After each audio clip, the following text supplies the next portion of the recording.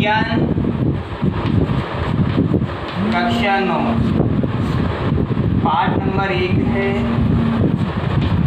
हमारे आसपास के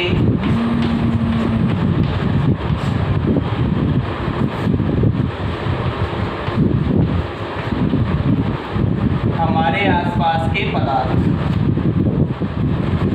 इस पाठ में हमें पढ़ना है हमारे आसपास जो भी पदार्थ पाए जाते हैं उन पदार्थों का कैसा स्वरूप होता है, वे पदार्थ किस चीज़ से मिलकर बने होते हैं, उन पदार्थों को कैसे बनाया जाता है, यदि ये पदार्थ हमें प्रकृति में मिलते हैं तो क्या हमें शुद्ध अवस्था में मिलते हैं। ठीक इसी प्रकार से हमें यहाँ ये कन्फर्म करना है। इस पाठ में हमें पदार्थों के बारे में ही पढ़ेंगे।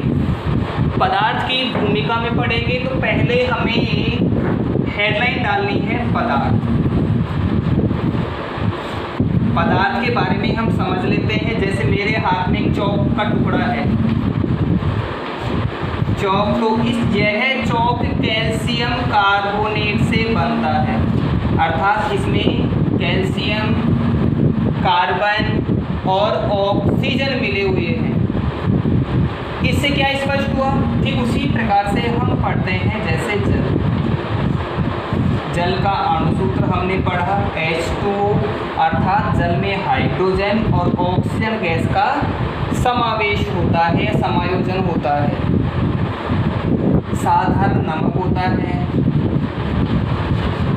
साधारण नमक।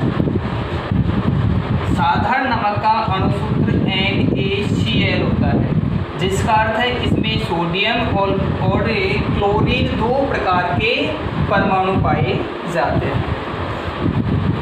इस प्रकार की इनकी जो स्ट्रक्चर होती है, ये रासायनिक फॉर्मूला या रासायनिक सूत्र होता है। यह रासायनिक सूत्र हमें इसके बारे में जानकारी देता है कि कहाँ से या किससे और किस तरीके से बना हुआ है। इससे स्पष्ट होता है कि प्रत्येक सामग्री, प्रत्येक वस्तु किसी निश्चित सामग्री से मिलकर बनी होती है। जैसे चौक का टुकड़ा है कैल्शियम कार्बोनेट से बना हुआ है। साधारण नमक जिसका प्रयोग हम भोजन में, सब्जी में करते हैं, साधारण नमक NaCl, H2O, जल। जैसे कैल्शियम की मात्रा इसमें 1 है, कार्बन की मात्रा 1 है और ऑक्सीजन की मात्रा यहाँ 3 है। उसी प्रकार साधारण नमक में सोडियम की मात्रा एकांकी और क्लोरीन की मात्रा भी एकांकी, अर्थात दोनों का अनुपात समान है। हाइड्रोजन दुगना है और ऑक्सीजन का 1 परमाणु, अर्थात ऑक्सीजन से दुगने परमाणु हमें हाइड्रोजन के यहाँ पाए जाते हैं। इन सभी उदाहरणों के आधार पर हम स्पष्ट कर सकते हैं कि प्रत्येक वस्तु एक निश्चित सामग्री से मिलकर बनी होती है।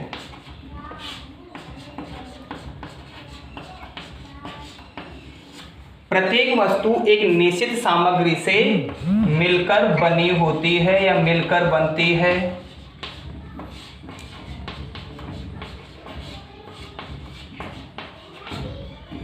जिसे पदार्थ कहते हैं।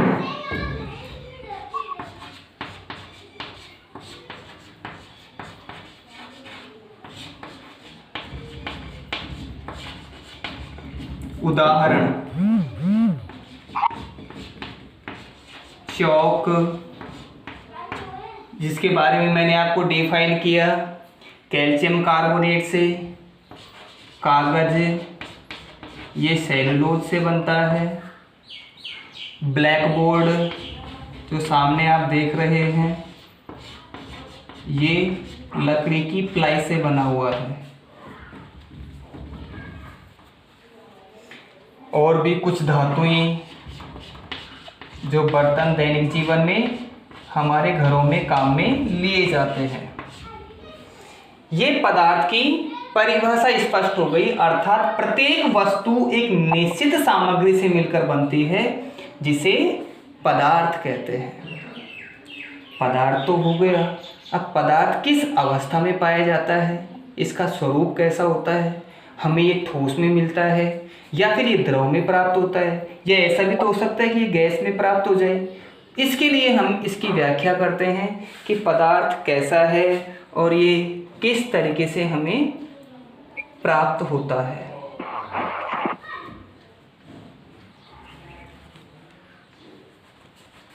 आगे हम कन्फर्म करेंगे पदार्थ जिन कणों से मिलकर बना होता है। पदार्थ जिन कणों से मिलकर बना होता है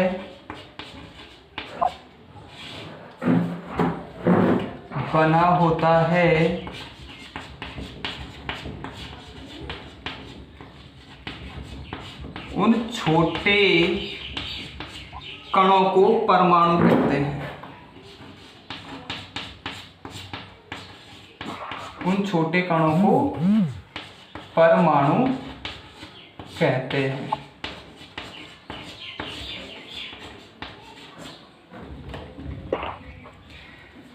जैसा कि परमाणु उसे अंग्रेजी भाषा में नाम है, अंग्रेजी भाषा में एटम लिखा जाता है।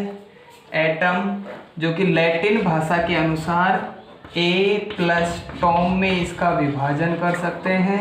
लैटिन भाषा में इसे ए प्लस टॉम का अर्थ है न काटे जाने योग्य।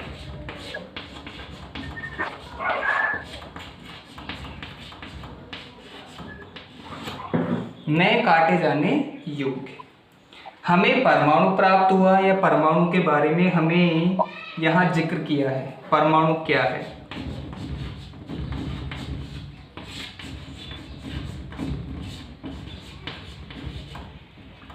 परमाणु क्या है? ये हमारे मन में प्रश्न उठता है कि कितना बड़ा होता होगा, कैसा होता होगा, इसका स्वरूप कैसा होता है और ये परमाणु किससे मिलकर बना हुआ होता है। तो हम इसमें पढ़ें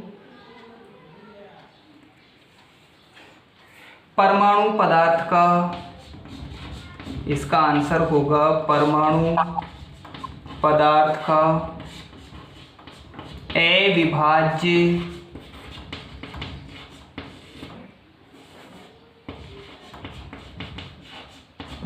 सूक्ष्मतम कण होता है। परमाणु पदार्थ का अविभाज्य सूक्ष्मतम कण होता है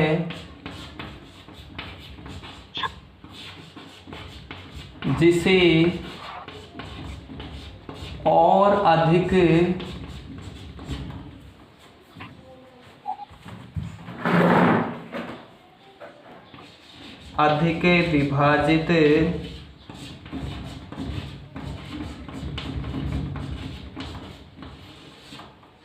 विभाजित नहीं किया जा सकता है।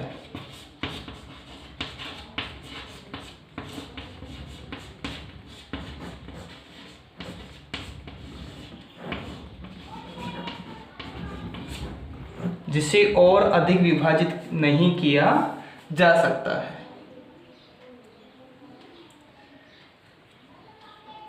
परमाणु की संकल्पना सर्वप्रथम महर्षि कणाद ने दी।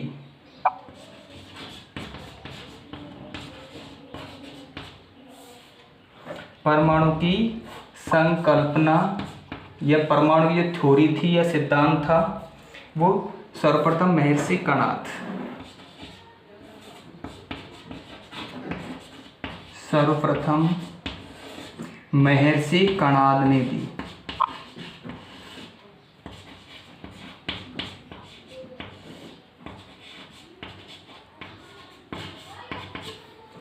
परमाणु की संकल्पना सर्वप्रथम महर्षि कणाद ने दी। कणाद ने इस परमाणु के सबसे छोटे सूक्ष्मतम कण था उसे कण नाम दिया था। महर्षि कणाद ने इसे कण नाम दिया था। कणाद ने इसे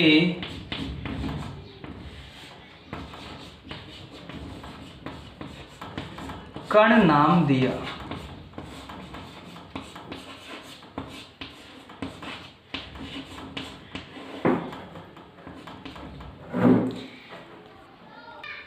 अब हम पढ़ते हैं पदार्थ के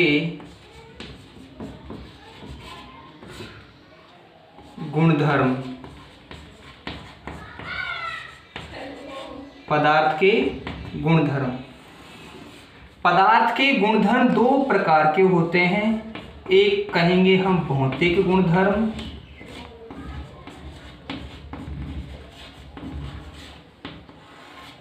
और नंबर 2 रासायनिक गुणधर्म।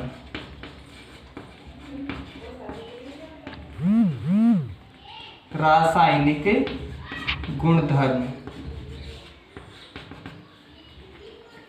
भौतिक गुणधर्म के अंतर्गत वे सभी गुणधर्म सम्मिलित किए जाएंगे।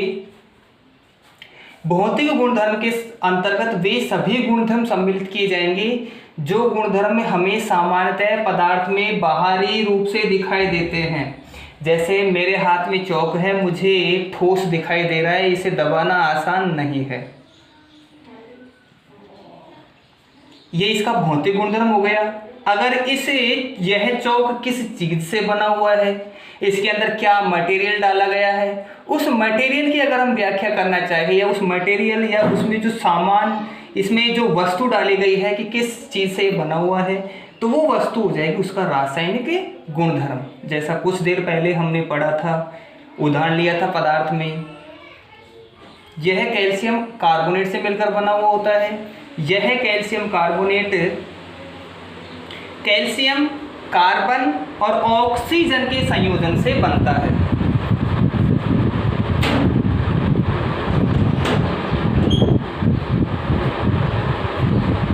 इस प्रकार जब हमें कैल्शियम का पता चला, कार्बन का पता चला और इसमें उपस्थित ऑक्सीजन का पता चलेगा, तो उसका रासायनिक गुणधर्म स्पष्ट होगा। भौतिक गुणधर्म हम इसके पहले पढ़ लेते हैं। उन भौतिक गुणधर्मों में नंबर 1 हम पढ़ेंगे। हम इसकी परिभाषा लिख सकते हैं। भौतिक गुणधर्म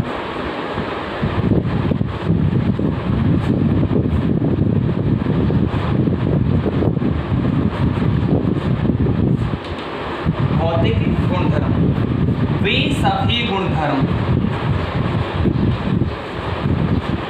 वे सभी वे गुणधर्म जो हमें किसी पदार्थ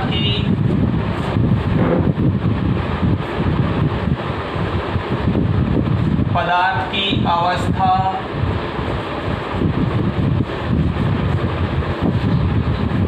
रंग, प्रकृति आदि के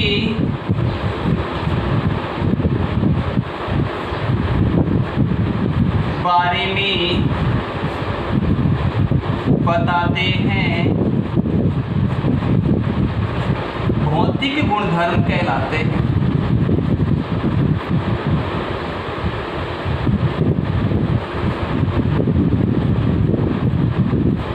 भौतिक गुणधर्म कहलाते हैं।